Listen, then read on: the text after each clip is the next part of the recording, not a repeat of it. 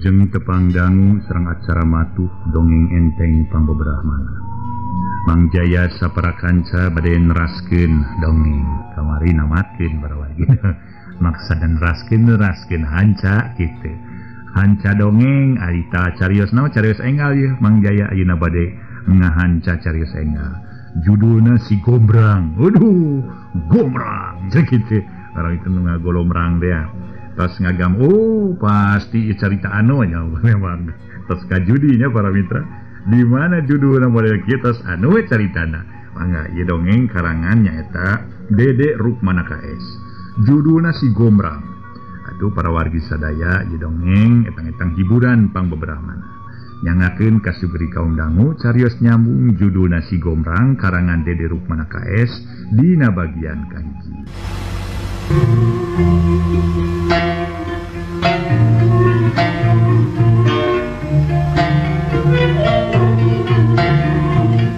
Para wargi sadaya ieu dongeng sadayana dikawitan ngarupikeun carios fantasi hatanapi karangan malulu kitu. Teu aya dina buktosna, mung ieu mah namina ge dongeng karangan. Memang para wargi sadaya ayeuna dongeng-dongeng asal jadi we cenah memang leres biasa disebatkeun gitu asal jadi. Namun inti-inti sarina mah sami para wargi. Nyaeta carios-carios anu awon sareng nu sae. Di mana jalmi midamel pada melan awon kumaha akibatna, atuh para wargi sadaya teu karaos di dunya di akhirat baris aya baritunganana. Pon kitu kene para mitra sadaya midamel pada melan sae ge atuh urang baris kenging pahalana. Katerangan kitos jelas para wargi sadaya sok sanaos midamel kajahatan mung segede beunyeur ge para mitra baris meunang. Ya ieu naon teh perhitungan gitu. Baris meunang perhitungan. Atuh pon kitu deui urang midamel kasayan sok sanaos segede beunyeur baris kenging pahala. Mangga para wargi sadaya urang kawitan bayi dongeng mugi-mugi dongeng tiasa nyugemakeun etang-etang hiburan pangbebrahmana carios nyambung judulna si Gombrang karangan Dede Rukmana KS. Kocapkeun rebun-rebun keneh harita ma isoh geus kaprak-keprok di dapur. Maklum atuh di dapur manehna masak make suluh geus henteu-henteuhan teu we. Mangkaning dina kayan kitu untung harita loba keneh suluh anu gararing jadi henteu hese dina enggoning manehna naheureuh cai. Waktu maisoh keur ngasur-ngasur seuneu ngasur-ngasur suluh maksudna atuh kadenge aki arnasan kedah carita geus asak cai teh euy. Aduh meureun ieu mangkaning isu keneh lamun seugeng minum ci kopi pait kacida nikmat da meureun haneut kana beudeuh. Mangkaning poe kamari kami geus ngalasabot geus diseupan sabunna atawa dibubuy sigana peed euy. Lamun bubuy sampo atawa seupan sampo di dahar jeung gula kamu geus kasawang we kumaha peedna bari pelenyun udu daun kamu sok sadajan bako sebul ge ngeunah we karasana dulu. Ayo heueuh kumaha we kitu ceuk Aki Arnasan minangka pamuka carita. Maisoh nu jadi pamajikanana salaki keur cacarita teh telu ngahaminan pokna. Ih pukuhna naon sagala ge ngeunah ari kamari amna kari amma teu ngarasakeun kanu ngolahna yeuh nu popolahna kami mah yeuh udang ti subuh keneh tuluy mirun seuneu ai manehna kalaka ngarengkol bari nyonyokoh-kol heuh lamun tara sakasabalan teh sia naon sia nyokoh-kol lain yah sia keur pewot teh cek nini iso para wargi sadaya. Sok kamanya kada wae nyarita di si Badul. Si bangek sia. Isuk ini geus ngajak pasea ka aing. Teu puguh teuing batur rumah nanyakeun hayang ngopi.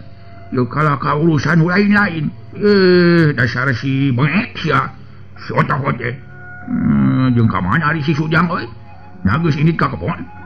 Aki Arnasan mengkolkeun jejer obrolan nanyakeun anu jadi incuna anu katelah si Sujang alias si Gombrang. Teuing ka mana atuh teuing ka mana budak teh ti isuk keneh ge eueuh. Eueuh teuing monok di babaturanana teuing ka mana teu datang-datang atuh. Ih nyaka. Aduh jadi tipu we kamari si Sujang eueuh baliknya. Nah lain nyarita atuh ka dewek sia iso.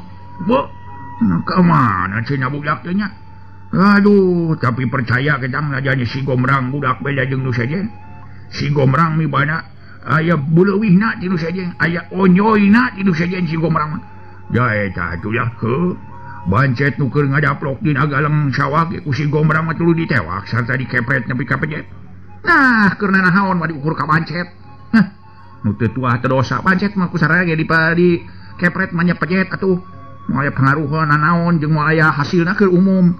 Bancet kitu-kitu wae mah. Lain soal kituna dewek mah. Lain ukur kana bancet unggul deuleu, tapi kana maung ge wanyeun. Jadi bener kana maung wanyeunnya. Bubu atuh da warahan saha, warahan dewek atuh saya masih Gomrang mah. Dewek teh atuh, saha teh atuh. Aki Arnasan mulai duana di dunia mah. Percaya aing malah ka sia. Sok kadinya. Aya perlu naon deui? Perlu namanya eta ngobrolkeun euy. Pergoy. Jadi perlu nama ngobrolkeun perkara si Gomrang incu urang da kitu. Jadi manehna teh wanyeun ka maungnya? Wanyeun. Yo, kabeneran atuh boga incu gede ka wani. Mangkaning baung kacida ieu meureunnya kacida pika sieunana.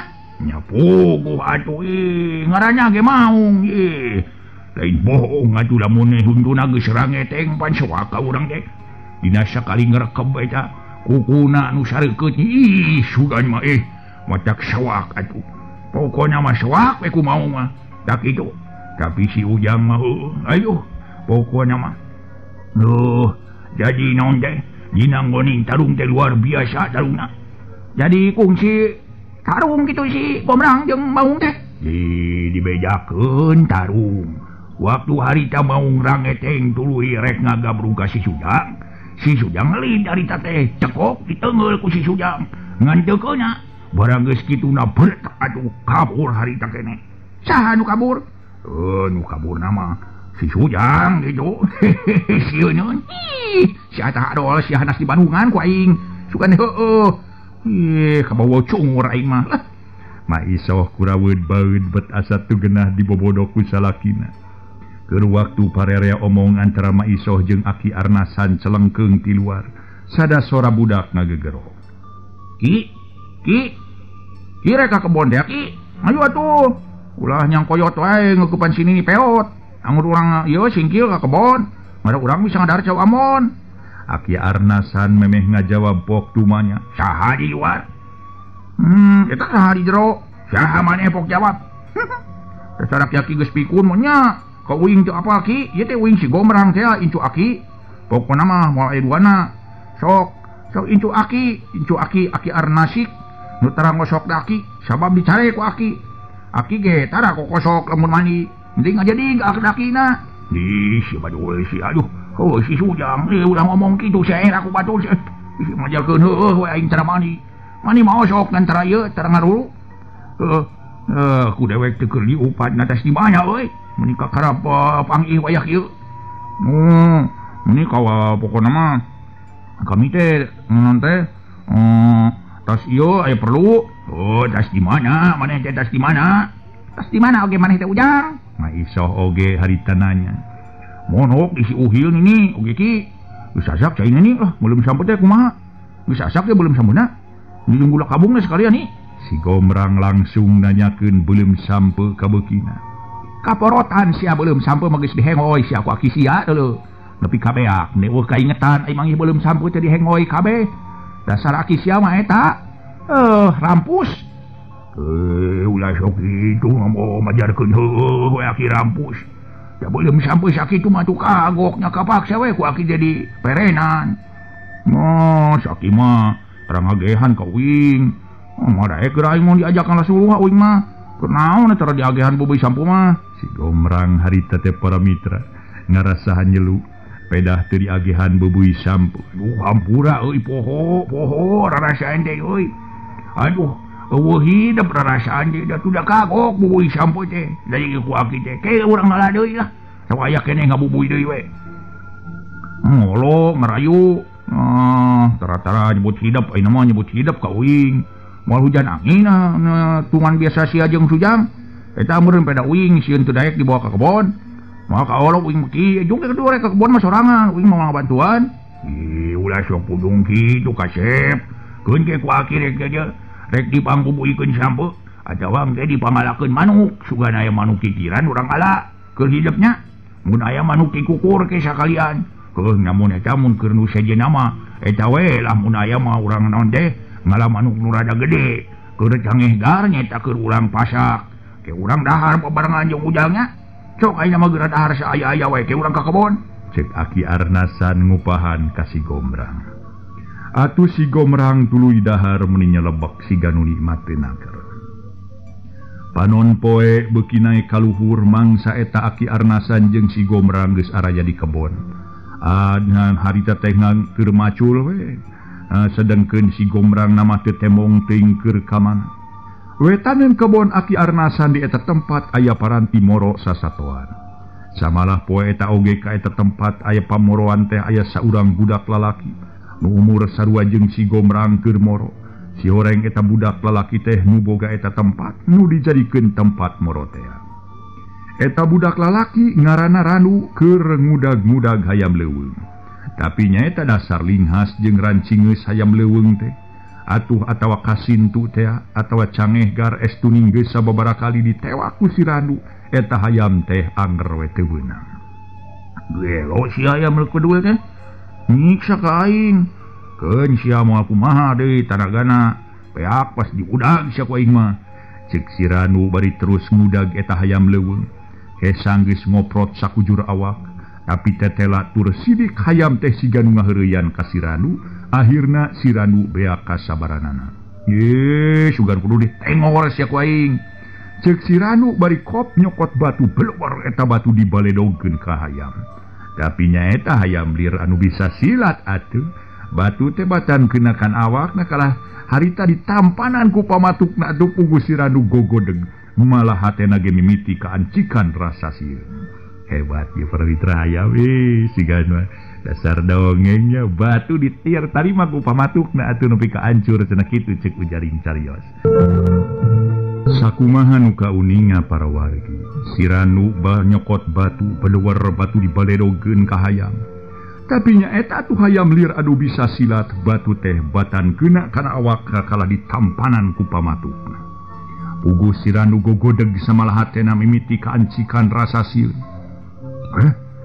abad kieu jadina biasana mun hayam dibaledog teh keuna kudu ragrag tapi imap palang siang hayam kajajaden hayam jurig tapi kita hayam nyaula sia ku aing baledog deui ku aing cek si Ranu belewar maledog di hayam cacap si Ranu maledog hayam celengkeung harita aya saurang jalma nyarita sorana mesarua jeung si Ranu baraya tong nyiksa hayam laweng karunya kaije eta hayam-hayam hirup atuh kaduana eta hayam uga dosana cek si Gombrang si oreng si Gombrang cek sora tayalian si Gombrang ngadenge kecap teh puguh pikeun si Ranu meuni kaget samalah lain ukur kaget tapi si Ranu gancang ngarenya bari malih ka palebah pesora pok si Ranu kedah carita geus saha maneh euy kumaha bari nyarita kitu sia ka si Ranu teu apa aya ieu tempat teh nu bapa dewek geuleuh pokona mah nu sejen teu kudu nyarek teu kudu liung-biung jeung deui naha teu apa sia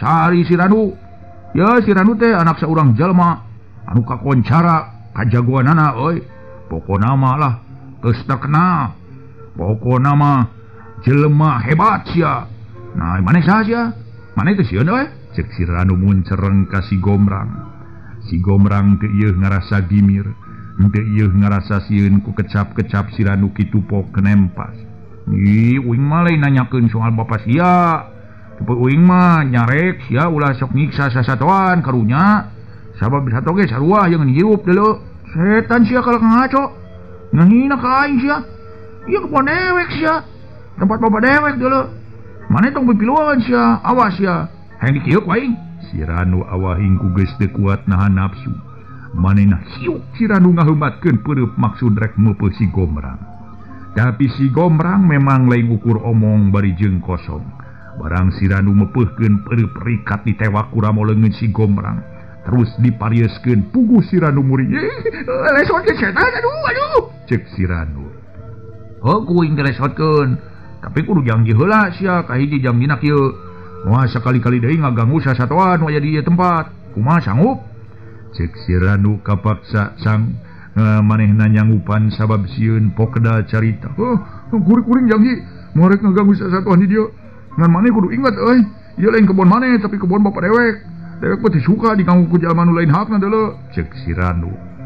Si Gomrang barang nyaho atawa sanggeus ngadenge kedalisana si Ranu gancang cekelanana dilesotkeun, sanggeus lesot pok si Ranu nyarita. Kurang mah sampe kuring balik kuring nyaho heula saha euy mama maneh teh. Nya sebut we ngaran uing si Gomrang lah. Gomrang begitu. Cek si Gomrang bari nepak dada. Si Ranu sanggeus nyaho ngaranna tur bari hate rada panas ku lelewana si Gomrang. Tuluy ngingkik balik deui tepika. Tapi balik deui teu pisan ngalieuk deui kana hayam boroanana. Heuleut harita barang si Ranu ngaleos ka eta tempat aya jalma lian, sidik pisan pikeun si Gomrang mah teu pangling. Rek naon ge ka dieu ki? Cenah bari neuteub kanu anyar datang tayalian Aki Arnasan. Sujang, ari bieu geus ngalakukeun naon sia jeung Jang Ranu euy? Ritu kumaha ki? Si Gomrang teu pati ngahaminan kana caritaan Akina. Dewek nanyakeun kumahakeun Jang Ranu teh kumaneh pok jawab. Tadi kumaha ki ukur dipariuskeun dengan wungkul. Bohongan udah menit aya karunyaeun ka sato. Padahal sato ge sarua hayangan hirup. Dicare kala kamu cereng, leuheung ukur mun cereng da ieu mah jeung rek meupuh ka ku peureup anu haneut. Kapaksa we ditewak atuh tuluy dipariuskeun ki. Pokna si Gomrang. Aduh cilaka deui. Cilaka sia Sujang. Cilaka deui aing mah cilaka. Aduh cing atuh bebeja heula ka dewek euy. Ulah ngalakukeun pagawean main hakim sorangan. Na teu apa? Saha ari bapak si Ranu teh euy? Jang Ranu teh. Nah, kabina-bina teuing ai sia. Aduh, aya-aya wae sia mah nyieun pucuk tigirang nu kitu teh deuleu. Aya-aya wae. Nah kumaha kitu ki? Deui mah can nyaho atuh. Si Gomrang neuteub ka Akina. Gomrang deuleu euy. Eueuh nu biru ka bapana Jang Ranu saurang jalma kejem sawara bengis. Malah pangjeguna ieu lemur mah euy, sugan mah moal duana. Jeung eta euy tameng dadana loba deui. Ki Arnasan teu kebat nyaritana. Liang di kumaha ki? Pok terangkeun tong ngajadikeun uing penasaran lah. Nyaan uing mah penasaran. Cek si Gomrang teteupna beuki seukeut ka Aki Arnasan. Euy. Dewek teh euy teu waras sieun aya matakna. Tapi ari alusna mah euy geus tong katetuluyan. Dumanya masalah ieu. Ayeuna mah urang gancang tepungan ka bapana Jang Ranu nu katelah Aki Jaladri. Geus tong teruskeun ngalah suruh. Beberes pacu lah bawa tah sakabe balabot euy. Ceuk Aki Arnasan. Si Gomrang parawargi sadaya. Najan hatena mah pinuh ku rasa kakaget. Teu burung nurut ka Akina. Ngandina sajeroning si Gomrang leumpang teh hate jeung pikiranna mah teu weleh nororeco.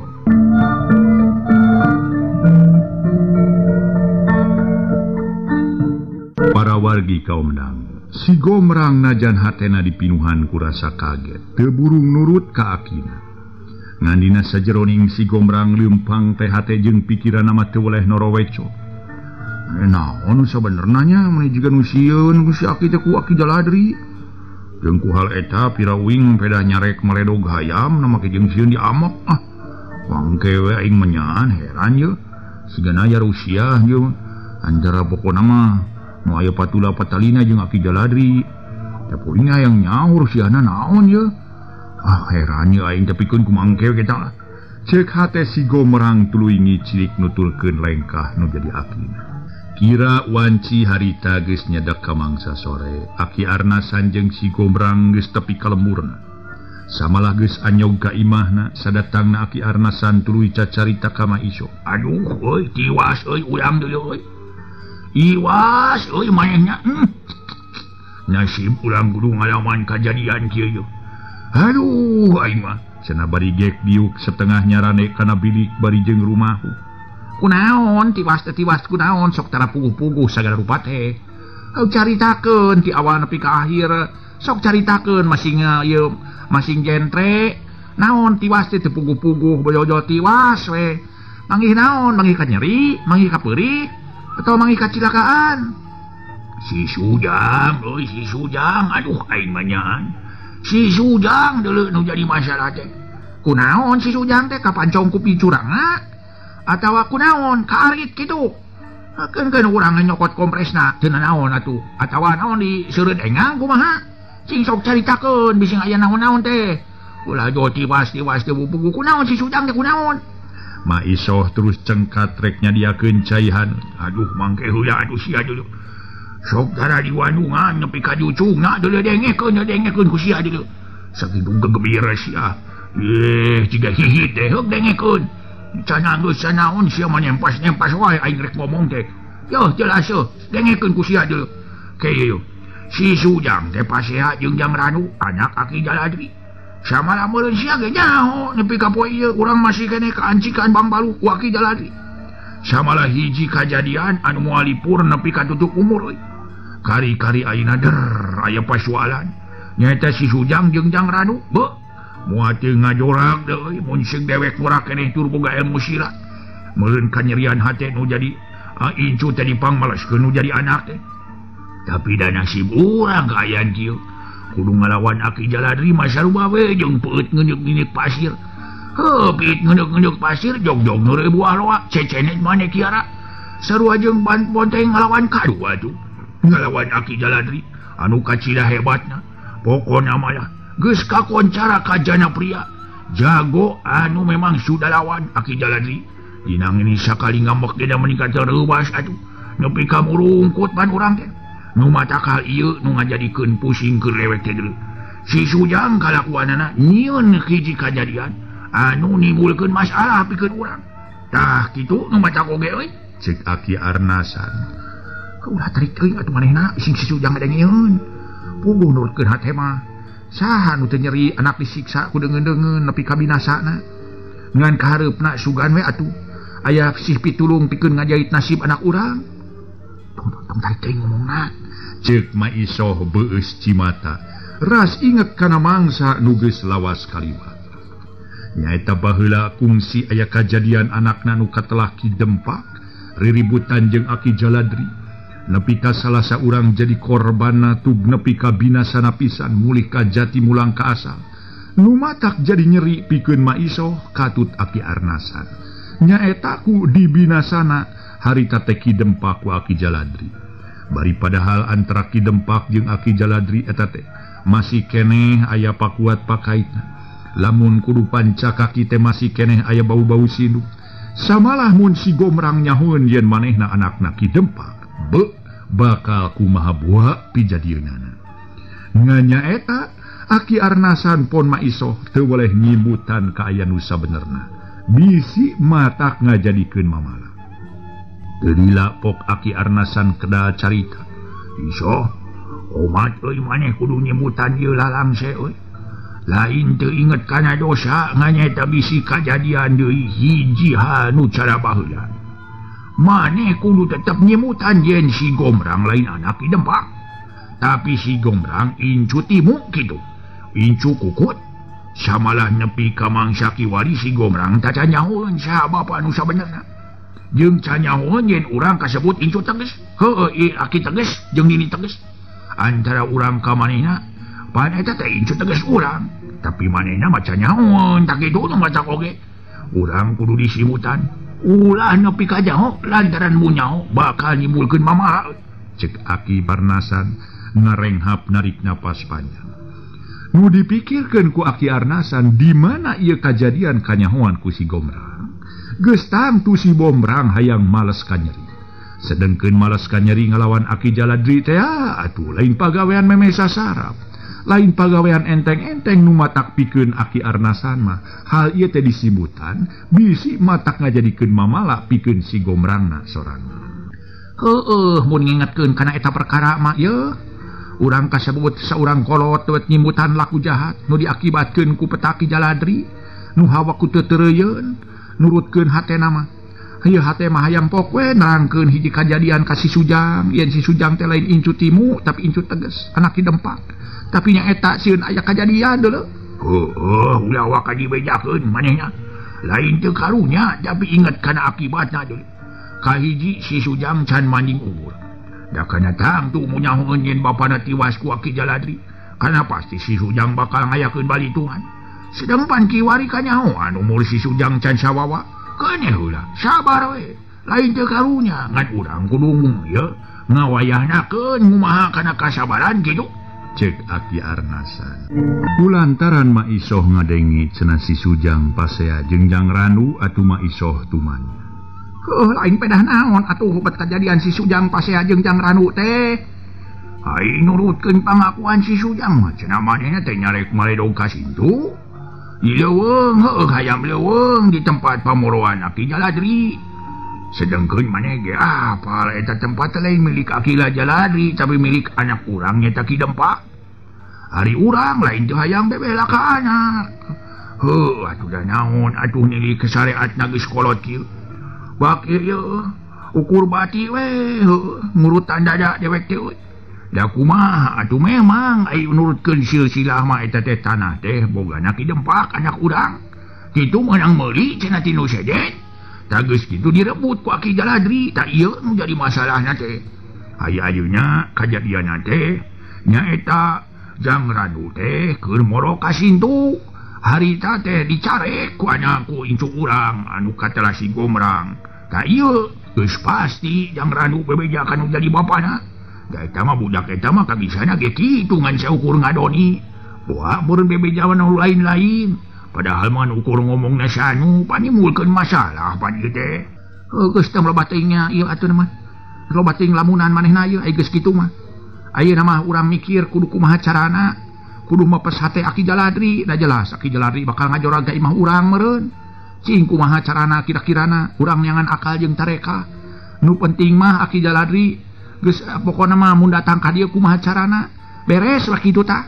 Cing atuh pikirkeun Aki nu penting mah eta we lantaran lamun dilawan ku keras deui mah wah geus jadi jeung aya paribasa heueuh atuh meureun-meureun seunuh hurung ieu mah naon teh caitaah jadina sarua jeung naon teh heueuh seunuh dilawan bensin ayeuna mah urang lawan kumaha carana sangkan kakerasan Aki Jaladri teh henteu keras teuing tak kitu nya urang sasadu we urang sasadu turulannya mungkin pasemon anu majak nguciwakeun ka manehna kira-kira nama kitu tah aka jeung tarekahnya mah eueuh deui urang mah kudu bener-bener ngaragragkeun ajenda rajat nya kitu ai kahaya mah urang yang ngalawan ngan mana modal napikeun ngalawan tadi ge disebutkeun antara urang jeung Aki Jaladri sarua jeung piit ngeundeuk-ngeundeuk pasir atuh jog-jog neuleuy buah loa cecenet maneh kiara moal lain lawaneun urang lain tingkataneun urang nu matak lamun urang ngalawan geus pasti urang teh sosoro kojor nu matak eueuh deui cara iwati urang kudu sasadu kitu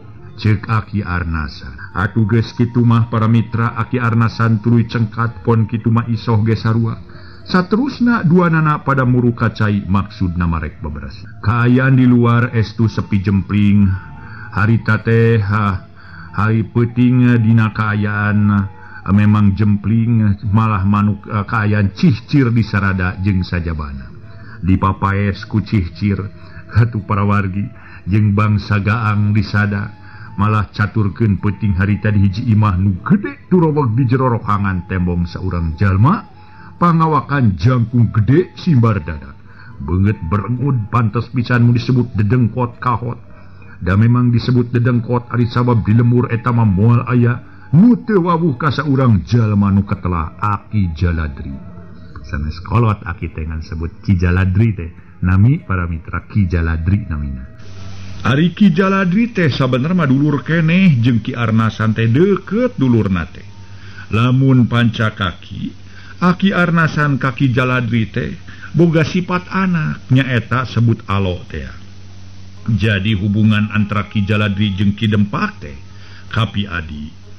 Antara kolot Ki Dempak jeung kolot Ki Jaladri memang adi lanceuk. Nganya eta kolot Ki Jaladri geus taya di kieuna teh teu pisan bogana naon sabab hirupna ukur ngalajur nafsu ngumar amarah sedengkeun kolot Ki Dempak nyata Ki Arnasan estuning loba kabogana. Nya dumasar eta Ki Jaladri menta warisan ka Ki Arnasan. Ku Ki Arnasan tuluy dibere najan bari setengah kapaksa da puguh lain hawakna ngawaris sabab ukur kaseput sifat alo. Ki Jaladri sanggeus dibere lahan ku Ki Arnasan tuluy dijual ka Ki Dempak. Duitna dipake ngadu nepi ka ledisna. Kajadian saterusna Ki Jaladri menta di lahan ka Ki Dempak. Tapi ku Ki Dempak teu dibikeun da geus jadi milikna sokomo geus dijadikeun tempat moro. Antukna Ki Jaladri nafsu terus rebutan jiwa jeung Ki Dempak nepi ka Ki Dempak binasa. Sedengkeun mangsa harita kaayaan anak Ki Dempak masih kene orok atupun nya kitu kene Ki Arnasan teu bisa majar kumaha. Ngabandungan nu jadi anak mandi getih ukur bati ngajerit tina hate. Sedengkeun pamajikan Ki Dempak kapaksa kudu daek jadi pamajikan Ki Jaladri nya akhirna teu bisa majar kumaha. Boh Ki Arnasan boh pamajikan Ki Dempak kapaksa nurut ka Ki Jaladri. Jadi panca kakinaw para mitra indungna si Gomrang teh pamajikan Ki Jaladri ngan dijieun nu sabaraha kitu. Ieu mah kalakuan Ki Jaladri we nu teu eucreug kitu para wargi, jelema nu ngalajur nafsu ngumara-mara. Kumaha akibatna jalman model kieu para wargi hiji tang jiwaktos tangtos aya balitunganana. Dina kaayaan peuting nu sepi jempling tembong Ki Jaladri nu keur diuk bari ngabandungan caritaan budakna nu katelah randu teh. Samalah kadenge Ki Jaladri kedal tumanya ka si Radu. Radu, da bener sia eleh jajaten ku ngaran si Gomrang? Cek Ki Jaladri netep seukeut ka si Radu. Bener bah, malamun tade di bongohan mah, kuring mah kasoran bah, nyaeta teh licik, leun kuring ditewak di bongohan. Keun ku di bongohan teu matak nyeri eta we, meninangtang ka abah sagala jiga nu heueuh we. Cek si Radu.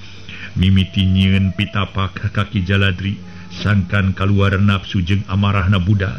Memang kitu gambaranana. Si Ranu harita ngadoni kanu jadi bapana.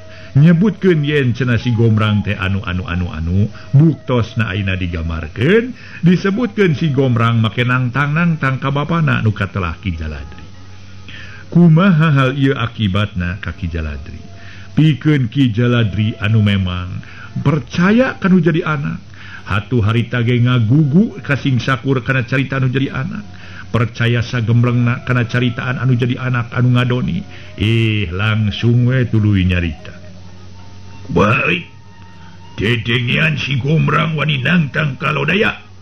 Kurang ajar sia. Sakalian dipodaran jeung si Arnasana paduli kolot. Bongan teu bisa ngawarah kanu jadi incu. Leuh mun bincuan bener. Pila kadar incu timu ti jarian si beul sia. Cek Ki Jaladri nu memang teu nyahoeun mun si Gomrang teh anak teges Ki Dempak. Atuh berarti anak tere manehna. Lamun Ki Jaladri keur hohoa ka pihak Ki Arnasan sedengkeun di tempat sejen. Nyaeta di jero pangkeng rohangan imah Ki Jaladri saurang awewe. Roman beungeutna beueus ku Cimata. Si horeng nyaeta pisan pamajikan Ki Dempak. Nu harita kapaksa ku Ki Jaladri dikawin sasat musuh salakina. Teu karasa bibir eta awewe teh kedah carita. Jadi teuing karunya teuing ka Ki Abah Arnasan. Digoreng-goreng teh Abah Arnasan teh heueuh urut mitoha aing. Kolotna Kang Dempak nyata salaki aing duh hiji dosa nu dilakukeun ku aing baheula. Geus wani miceun orok tapi lamun teu dipiceun sasat. Orok nu teu tuah teu dosa rek dipateni ku Ki Jaladri. Dedeh teuing Kang Karta. Hidup gubragna ka alam. Ka alam rame teh ukur marangan kapaitan. Pait alahmadnan Batrawali nganajan hate aing raheut kiwari. Tumuwuh rasa syukur jeung bagja ari sabab cenah orok anu sasat. Beunang kandung aing kiwari dirawatan ku aki tegesna. Didoakeun ku emma Kasep. Si horeng ngaranna mah Karta teh. Nganti nyahoeun atuh para wargi sadaya ku Ki Arnasan mah dilani sejen Arya si Gomrang. Cek Nyi Mas Romlah bari terus nungkupan beungeut teu kuat nahan kasedihna. Di sejen tempat kadenge Ki Jaladri kedalisan. Ranu, sia montong cicingeun euy. Di kiwari geura ulik aji pangarti ilmu aji kadijayaan. Geura alaka bisa tiker budak malah manar andika jadi jago mulai tanding nade. Gaganti abah. Kudu aya gaganti abah teh. Ulah cicingeun geura ulik pangarti teangan ilmu. Ilmu kadugalan, ilmu silat, ilmu nanahaon pokona penting. Atuh bangsa muhat muhit kasiluman selemin kudu ku urang di teangan ilmu. lantaran dina muhit eta urang bakal namahan katicayaan nu matak sia pokok nama kudu niangan ilmu pikeun kaganti abah kena keun perkara si gombrang mah gampang poe isuk ti urang warah sakalian urang podaran ditinas jeung aki-akina jeung aki-akina tuman manehna pokok nama ya sia pokok nama sia gerareuh ayeuna cing ka dieu sare apa cek si Ranu terus cengkat muruk ka pangkengna hate si Ranu bunga guliga ari sabab harita kahadeul hatena baris dibalas kuno jadi bapana kocapkeun isukna para mitra kaum dangu panon poe mencar ti wetan di papa gurecepna soramanu memang kayan panon poe mah para mitra lamun munculna ti beulah wetan ieu tanda-tanda kakawasaan Allah tarat sidra tina jangjina munculkeun panon poe ti beulah wetan unga poe panon poe ti beulah wetan ieu tanda-tanda kakawasaan Allah atuh para wargi sadaya di mana panon poe geus moncorong ngahirupan sing sakur nu aya di alam dunya ieu anu nimulkeun kahirupan pikeun sakumna manusia anu kumelip di alam dunya harita para wargi kocapkeun atuh panon poe mencar di papa gurecepna soramanu kaya di jelembur estu rame ku jalma-jalma nu rek marancen gawe balawiri nu kakaler nu kakidu nu kawetan nu kakulon pada mancen gawe ngalaksanakeun tugas sewang-sewangan dina ngoning neruskeun hirup di alam dunya ieu lantaran memang tujuan manusia neangan kahirupan gerapek aranya neangan kahirupan di alam dunya marangana jeung raongna sorahayam nu kongkorongok harita ti jero wangunan imah aya nu kaluar di sidik-sidik Ki Jaladri pisan nu boga maksud rek ngajorag ka tempatna Ki Arnasan sakabeh urang lembur estuni ngarasa gigis miris ku lelewa Ki Jaladri anu memang jelema sahao kadua gaplok atuh lain bae kitu dina ngoningkeun nafsuna Ki Jaladri make kolu maehan batur di mana geus maehan eueuh wani nguruskeun lantaran memang Ki Jaladri mah jelema nu dipikasieun ku sararea aya nu wani-wani nguruskeun berarti kudu ngalawan ka manehna geus pasti serah bongkokan sarua jeung asup lauk kana bubu samalah saurang jelema urang dinya menima manapan tumanya ka Ki Jaladri aduh bade angkat ka mana su cenah eta jelema nu katelah Ki Jabur atawa Ki Jabur ngadenge pananya anu sopan Ki Jaladri lain bunga malah sabalikna morongos ka Ki Jabur nurutkeun pamikir Ki Jaladri Ki Jabur geus wani cucunga bari nulak cangkeng jeung haok polotot sigarek bijil hamatana haok Ki Jaladri nafsu jeung ngamuk naon sia geus poho deui kumaha carana nanya ka si Jaladri aduh nakdah kumaha su Ki Jabur karung semuka ge coba sia kalakananya ke dagu sia kumaha carana yang harupan kegede dulu sia kudu nyaho sia nu pangjeguna di lemur jeung pangjagona di lemur lintang ti aing geuleuh geus moal aya nu ngamean moal diambean deuleuh ku aing ku sabab kitu sia kudu daku andika kudu daku hareupeun aing kumaha Kardi cek Ki Jaladri ari urang lemur barang ngadenge aya ribut isuk-isuk kene gentak muru tapi nya kitu barang jol ge sakabehna tayan wani ngucap ku sabab sakabehna geus nyaho saha ari Ki Jaladri para mitra sadaya Ki Jaladri barang mireungeuh jual jalma tuluy ngabagi meneteup geus kitu pok nyentak rek naon sia datang ka dieu rek sosoro kojor nyingga sia muntah yang bodar kuai dulu ayo nikah wani-wani datang sosor kojor dibanting sakuai geus teu bisa majar kumaha deui da puguh tayan wani ka Ki Jaladri akhirna sakabeh baralik deui ka jabati Ki Jabur nu terus cicing sabab dicarek ku Ki Jaladri Jabur jalma sakeupeun jeung bajuna ayeuna peta jeung karep anjeun kumaha narik nurut ka dewe kudu daku malikan ucap lu tadi atau sia yang disiksa dibanting ku leungeun aing nu beber ya cek Ki Jaladri bari leungeunna geus ngancam ka Ki Jabur harita teh namun heuras jeung peureus caritaan teh Ki Jaladri Pagrasa kaulama asa teu mempar tina ugeran jeung aturan. Kula tumanya mah wajar we sarua jeung watur. Ari kurudaku jeung nyemah mah dalin zaman kerajaan atuh. Jeung lain zaman tai kotok di lebuan ayeuna mah. Prawe biasa-biasa teu umum kawas zaman feodal we. Tema Ki Jabur.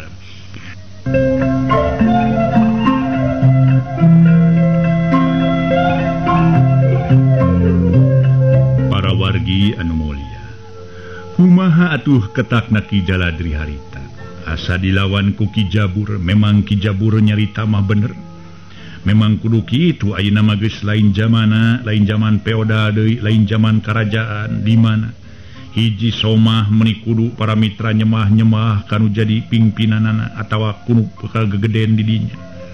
Ayeuna mah geus teu umum jalma teh dina kaayaan perah we biasa sakumaha biasana. Atuh lamun silih hormat teh mah aya ugeran nu tangtu dina ngoni kumaha carana silih hormat. Harita Ki Jaladri barang ngadenge caritaan Ki Jabur kitu anu siga-sigana manangtang kamanehanana, anu siga-sigana mah ngalawan kamanehanana atuh tuluy nyarita bari nyentak. Teu bisa sia. Aturan dewek lain deui. Sakabe jalma urang dia geus jadi ceklan dewek. Kasup sia deui. Teu bisa Jaladri, na dikira urang lemur ite sieun kabeh ku lelewanyeun. Teu pikeun si Jabur moal aya nu diameuan. Salila aya di jalan bener mah. Yeuh nanjeurkeun bebeneran bari ngaberantas kadoliman mah tugas manusia deuleu. Bising teu nyaho eta teh tugas manusia. Ayeuna kaula mah nanjeurkeun bebeneran nepi ka iraha ge dilawan ku kaula mah. Ulah kena-kena anika jadi jelema gagah. Ya sok sanajan jangkung moal ditarajean deuleu. Kabina-bina teuing meuni ngunghak pisan ngahina pisan kadeungeun teh. Buang saja. Sia geus kumaha nyarita kitu hareupeun dewek. Nganu harti sia yang bonar. Tanah beureuh teh. Janat. Ki Jaladri langsung mukakeun peureub nu diarah beungeut Ki Jabur. Atuh puguh we lamun segeuna mah para wargi sadaya. Harita peureupna Ki Jaladri ka beungeut Ki Jabur moal teu pencar atuh sirah Ki Jabur.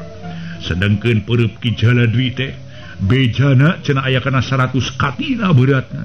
Dina ngoning ditonyokeun ka tangkal ge nepi karbah. Komo lamun ditonyokeun ka sirah jelema moal teu pencar atawa pae saharita. Tapi kumaha ka Ki Jabur? Ki Jabur harita tuluy nyarit hampura lain cucungah jeung calutak Jaladri. Sama lain mah kapaksa sakabeh kajahatan anika kudu dibongkar. Ki Jabur ngareneuk terus ngagilak miceun peureub Ki Jaladri. Wah, alak-alak cumantaka tetela sia geus jadi musuh dewek Jabur. Awas deuleu. Ki Jaladri antukna jadi bener-bener kahudang rasa amarahna. Nafsu ngagedur amarah teu kawadahan. Nyaan bener-bener manehna nafsu, menigeus hayang bener-bener manehna ngerakam ka Ki Jabur. Lamun bisa manehna hayang nyekek terus maehan sapada harita. Kumaha akibatna? Akibatna mah dina dertarungna campuh antara Ki Jaladri jeung Ki Jabur geus teu bisa dihalang-halang deui. Itu ieu pada ngabela pamadeganana. Mun Ki Jabur sasat ngabela diri keur kapentingan balarea, sedang Ki Jaladri ukur keur mentingkeun diri pribadi wungkul, manehna hayang nanjeurkeun ka kawasan di eta tempat bari ngahina kadeungeun. Kumaha saterasna para mitra? Dina karikatan gerakna memang Ki Jabur mibanda tata gerak jeung ilmu silat nu teu bisa dihina basa. Estuning lain kosong bolostrong atuh Ki Jabur teh. Santeuna atuh. Manehna ge kungsi guguru ilmu, komo kungsi masantren sagala. Malah kumaha ajengan diulik, dibere ilmu panemu jampe pamake, oge disanggenengeun ilmu agama teh, ilmu keur kaprigelan ge dibere. Di antarana ilmu maenpo. Samalah Ki Jabur disagedengeun ngulik kaparigelan silat. Kabatinan ge Ki Jabur nyidem kakuatan tanaga lapisan nu kacida hebat. Da memang atuh jelema teh teu bisa ditingali kitu bae. Lantaran ai jelema teh kasebutna ge deet teu bisa dikobet atuh para mitra sadaya. Sok sanaos jelema hatena deet teu bisa dikobet. Laut jelo bisa diteleungman tapi hate jelema sok sanajan deet moal bisa dikobet. samalah harita oge dina hiji lolongkrang nu hade Ki Jabur mampu ngasupkeun tenggelan anu langsung ngagebros kana dadak Ki Jaladri. Sup jabron dua pereup Ki Jabur dina gerakan atuh hujan silantang nangokkeun kana dadak Ki Jaladri. Awak Ki Jaladri ngagige greuweus oge pikeun Ki Jaladri. Umur-umuran ngajawara di lemurna kakara poe eta map aya nu mapakan kana kaluhungan ilmuna. Puguh tenggelan totog ge Jabur harita disusul tepus kelengan kenca mundur merapna ka Ki Jaladri nepi ka ngaheung. Barang jeung ngajebrodna tenggelan Ki Jabur, Ki Jaladri ngagoak awak ngagigeu. Jados ya. Aduh. Kurang ajar sia. Ki Jaladri reuwas terus ngagoak. Ih, eta mah cana naon baraya. Yeuh Jaladri cana naon nu kitu mah. Kakarasa eutik. Teu tai kuku akan geraya rasakeun pinoan jurus nu kadua deuleu. Ceuk Ki Jabur mancing amarah Ki Jaladri. Tumerapna Ki Jaladri memang nafsu, luar biasa nafsuna. Lir ibarat harita teh seuneu nu keur ngabela-bela di banjur ku bensin. Atuh tuing ngagedean muntab-muntab. Wah, mondong sombong si setan. Jamak hitung-hitung dewek mere omer pikeun Andika malah dek jadi patalukan. Ulah waka seuri sia deuleu. Ulah waka seuri kena-kena aing bisa ditumbuk ku sia. Hahaha. Teu karasa hitung-hitung dipencetan nu kitu mah. Sok sia maju. Najis deuleu. Kaula kudu jadi patalukan Andika jeung dewek kudu maju mah. Nyamun ngajakna dina jalan bener mah teu nanaon. Dewek jadi patalukan sia oge, tapi geus jalan bener. Ai kitu mah. Andika ngalakukeun pagawean teu ecereug. Saeuh teuing dewek kudu jadi patalukan mah. Jelema mah prah we di alam dunya masing-masing hirupna satata dina sagala-galana. Eueuh nu luhung, eueuh naon kajaba pingpinan jeung bawahan ge aya aturanana anu kudu dipake. Lain ieu mah sangeunahna dewek we kalakuan teh. Kaluar tina ugeran teu puguh teh sangeuk dewek jadi patalukan sia mah. Tapi kula ku sabab kalakuan kisilah mengpar tina aturannya wayahna. Batan kaula kudu jadi patalukan lang kala leuwih hade, maneh kudu jadi patalukan dewek deuleu. Setan sia rasakeun je. Ki Jaladri terus sematak ilmu batin sedang Ki Jabur ge sarua dirina waspada da saha atuh ai Ki Jaladri. Dua jawara geus sarengse harita teh arek tarung ancur-ancuran pikeun ngadu jajaten. Para mitra rengse teh ngaluarkeun ilmu kitu. Rengse masang kuda-kuda maksud.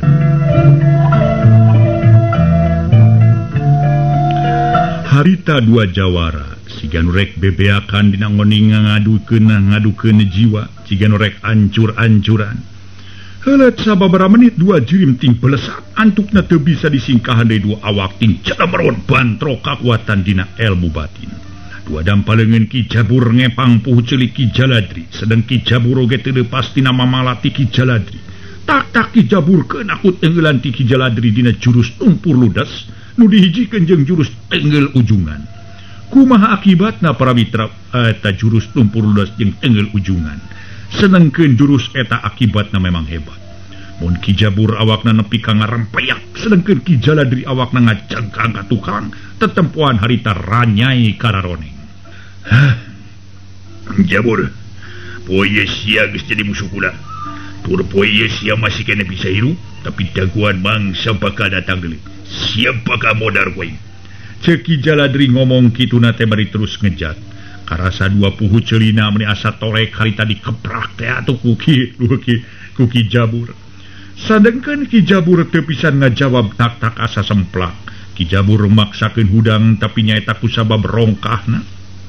Harita teh kakuatan Ki Jaladri nu pamustungan Ki Jabur teu inget di bumi alam.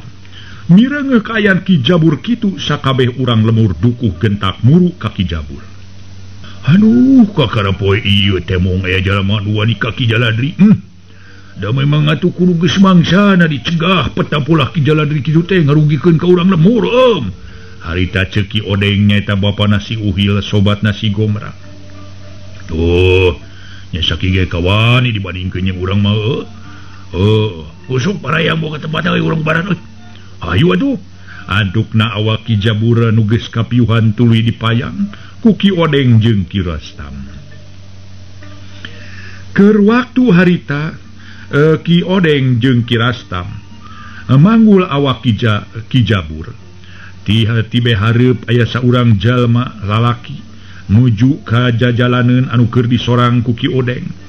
Si horeng eta jalma lalaki sidik pisan, lain nulian tapi si Gombrang.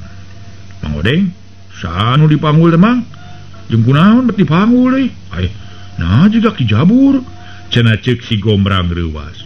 Bener ieu teh Kijabur jeung Gombrang. Ari jeung Gombrang nawarek ka mana tuh? Ceuk Mang Odeng. Kulan ku tante Kijabur. Aduh, kusaha Mang? Kusaha nu ka kieu Mang? Ceuk si Gombrang setengah ngarebut awak Kijabur. Wah, kieu lalakonna majang nyeuh. Barabat atuh Mang Rastam nyaritakeun kajadian lumangsungna tarung antara Ki Jaladri jeung Kijabur. Dina ngoning ngadongengna estuning para mitra menila launan pisan siga anu harewos lantaran manehna ge sieun lamun kadenge ku ulon-ulona anak buah Ki Jaladri. Dahasa henteuna meureun dibejakeun, lamun seug dibejakeun tinangtu mamalana berat pikeun dirina. Lantaran sahenteuna dina hiji waktu manehna baris dialapati ku Ki Jaladri.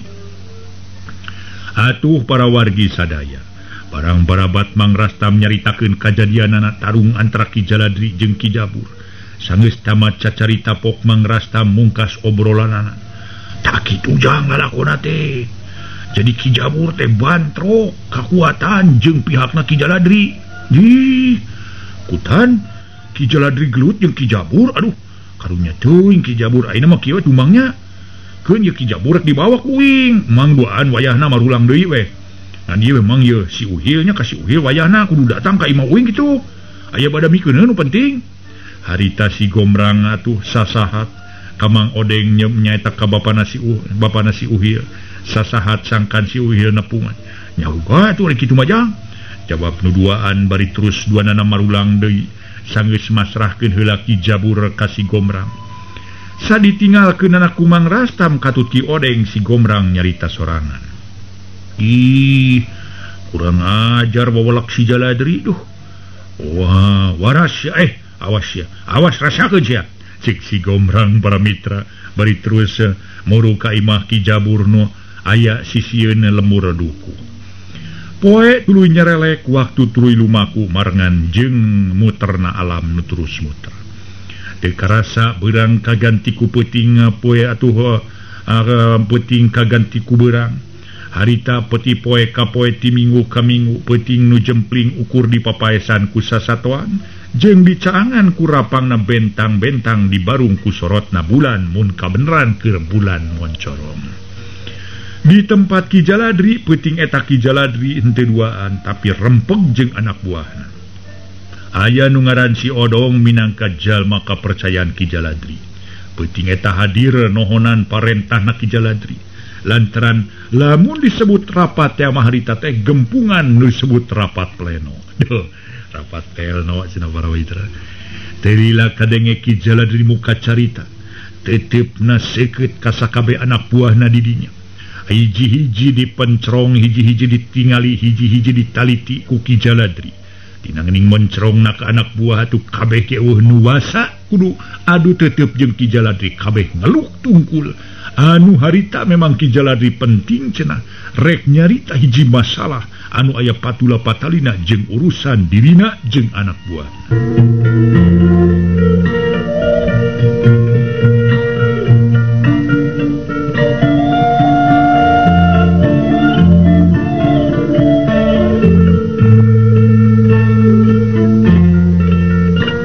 Para mitra kaum dang, telila kadenge Ki Jaladri muka carita, tetepna seukeut ka sakabeh anak buahna.